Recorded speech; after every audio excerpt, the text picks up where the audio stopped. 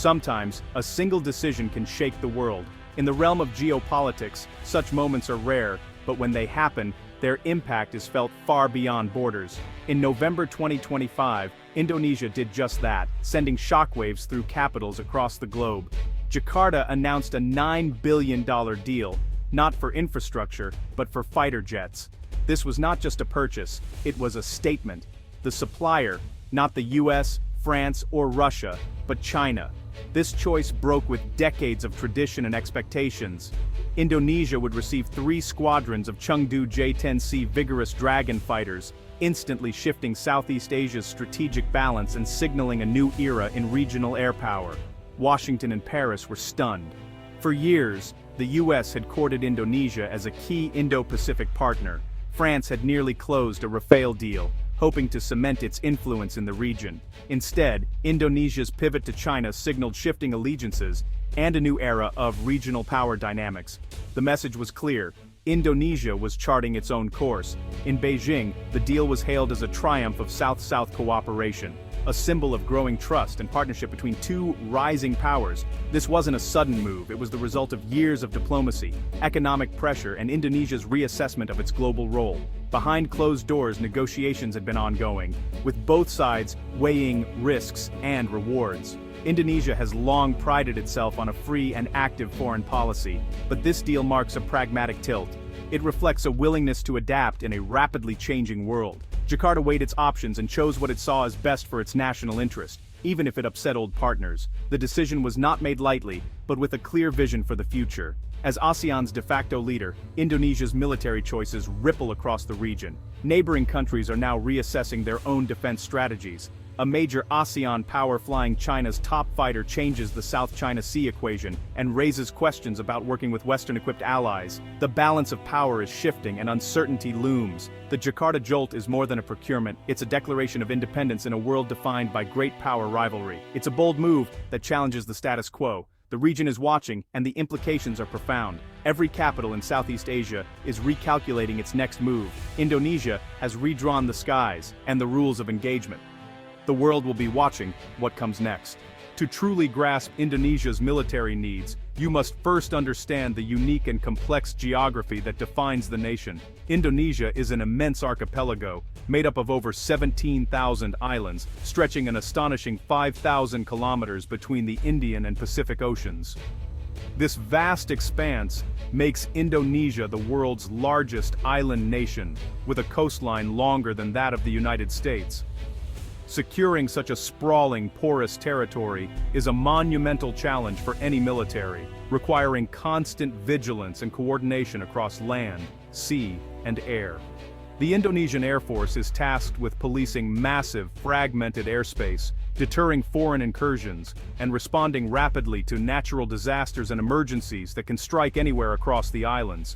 Historically, Indonesia's approach to military procurement was pragmatic, acquiring American F-5s, Soviet jets, and British trainers. This patchwork fleet was a result of Indonesia's non-aligned foreign policy during the Cold War era. While this diversity shielded Indonesia from international embargoes and political pressure, it also created a logistical nightmare for the armed forces.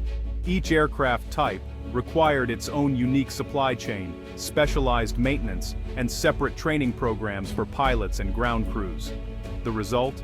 High operating costs, inefficiency, and frequent grounding of valuable assets, leaving gaps in Indonesia's defense capabilities. As China's rise brought new and more complex threats, especially near the resource-rich Natuna Islands, Indonesia's fragmented air force was no longer up to the task of defending its sovereignty. Military planners realized that to face these new challenges, it was time to invest in a modern, standardized fleet capable of rapid response and sustained operations.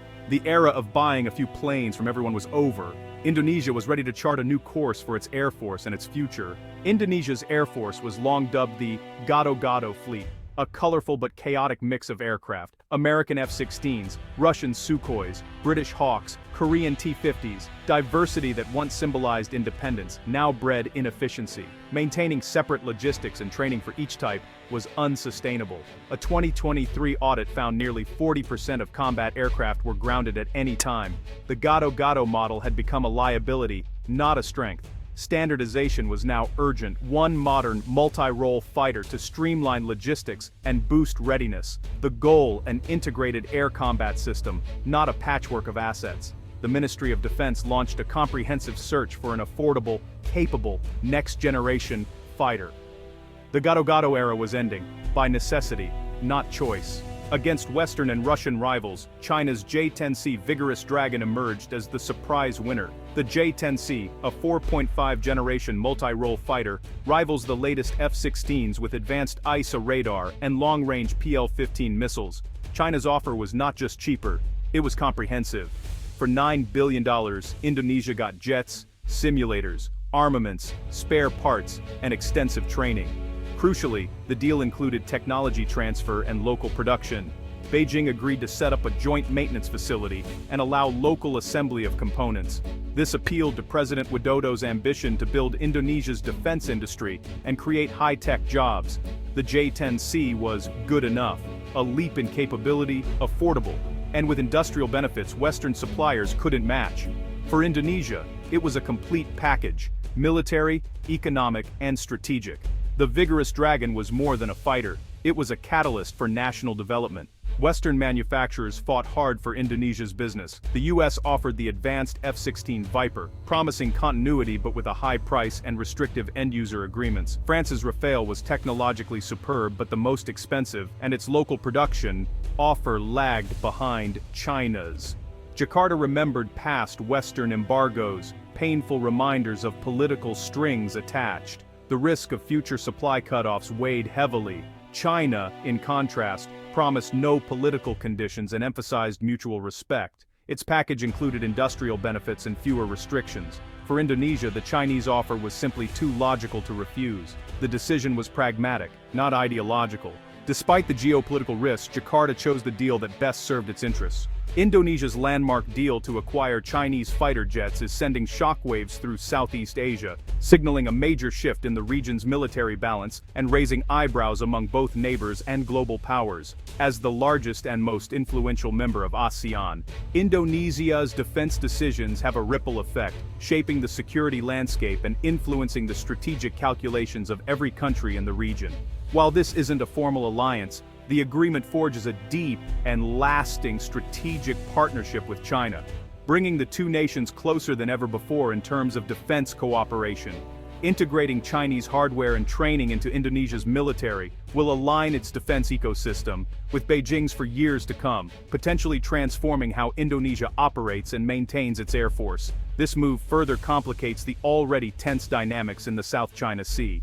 Indonesia now flies the same advanced jets as China, gaining valuable insight but also increasing the risk of misidentification and accidental encounters. Other ASEAN nations are watching closely. Some fear this could weaken the bloc's unity against Beijing's assertiveness, while others see it as validation for pursuing their own strategic alignments.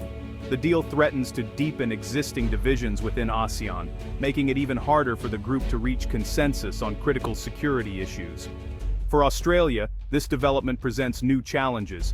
Joint military exercises and interoperability with Indonesia will now be complicated by the presence of Chinese technology and potential security concerns.